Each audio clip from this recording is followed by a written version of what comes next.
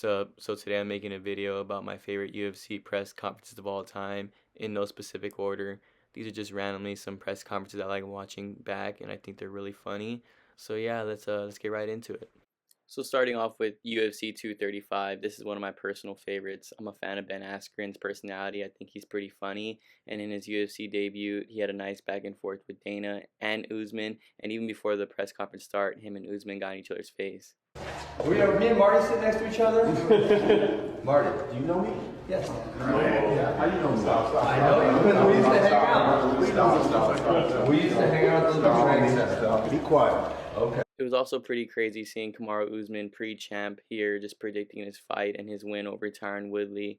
And it's sad to see because Tyron was actually having some pretty good comebacks for Usman's cringe. And in the live chat, fans are actually supporting Tyron. So it's unfortunate that he actually lost the rest of his fights for the rest of his career. One thing I wanted to mention is I think Jon Jones is one of the most boring superstars the UFC has ever had. Like, yeah, I know he's a beast in the cage or whatever in the GOAT, but his personality is so fake and boring. Like, I just cannot watch a Jon Jones interview without like cringing. So yeah, I just wanted to mention that. So yeah, all in all, I just really like this press conference. I think Ben Askren made it funny, and I think Kamaru Usman and Tyron Woodley going back and forth with each other made it even better.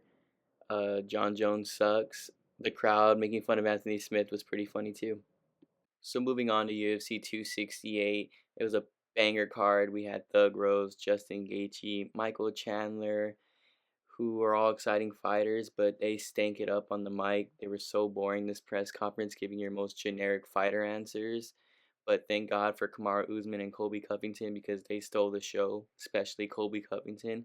I mean, he just came in with his ridiculous suit, roasting everybody. And I think it's so funny how he just cannot pronounce his words correctly no matter how hard he tries. Like, you can tell it's clearly pre-written and he still fucks it up. She's got a cheating ass son and she's got a scammer ass husband. That must be shitty in that household. So yeah, I just think that's really funny, and you can find YouTube compilations of him just doing that in every interview. Also, he went at Justin Gaethje pretty hard. He hit him with a dirty line about his CTE and brain damage, which you can tell bothered Gaethje. You're right, Justin. Chaos is in the building. You're a bitch.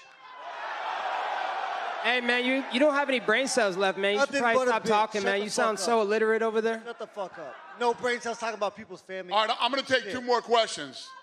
Another quick thing I wanted to mention was this was the last appearance of the pink suit guy. He was mostly known for his diss on McGregor, saying he hadn't won a fight since like Barack Obama was president.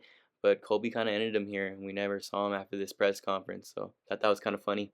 So yeah, I just really thought this press conference was pretty cool.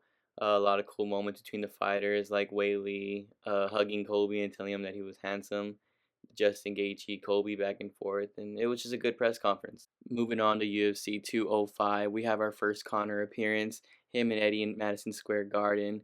He had that real money now. He just came off his banger pay-per-views with Nate Diaz, and he just had to let everybody know. He was calling everybody broke on this stage. He was coming at Tyron. He was coming at Cowboy. He was coming at everybody, but he saved his best insults for Eddie. And what I like most about Eddie is he never let Conor's trash talk get to him. He always kept a pretty cool face about it. And he also roasted Conor a few times, like when he roasted him about renting the mink coat and also roasted him about taking welfare. Good for you. Hey, the UFC's good because of the fighters and the fights. Okay. You were on welfare, bro. Okay, then. You ain't no man. You took welfare. Okay, don't talk about money. Don't you talk about money. Then what wasn't it you at took that money place there? from single moms. Single moms go on welfare, not men.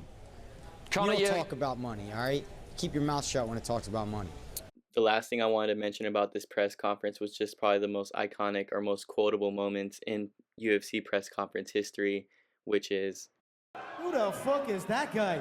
Moving on to UFC 276, our most recent press conference on this list, the Sean Strickland show. I mean, he was the only reason why I put it on this list. He was so funny. He came at the champ. He came at the crowd. And I feel like he was kind of the reason why the big switch in hate started for Israel Adesanya. Like, after this press conference, a lot of people started realizing that Izzy was cringe. And then also, after he had a boring fight with Jared Cannonier, the fans started realizing that he's super boring too. So I feel like this was a pivotal moment in Israel Adesanya's career. The last thing I wanted to mention was just Max Holloway trying to talk trash to Volkanovski. I mean, he had some funny lines like about Volkanovski's head and that Volkanovski has no highlights in his career, but it was just sad to see that he lost after that and lost all 5 rounds. And so I wish he really didn't talk smack, but it's kind of funny. So yeah, 2FC 276, pretty funny one. John Anik hosting it, and I kind of prefer it that way. I feel like when Dana's hosting the press conference, the fighters kind of don't act as crazy as they can be, especially lately. Like Dana's been acting like a really big cho during press conference, so I don't know what's up with him.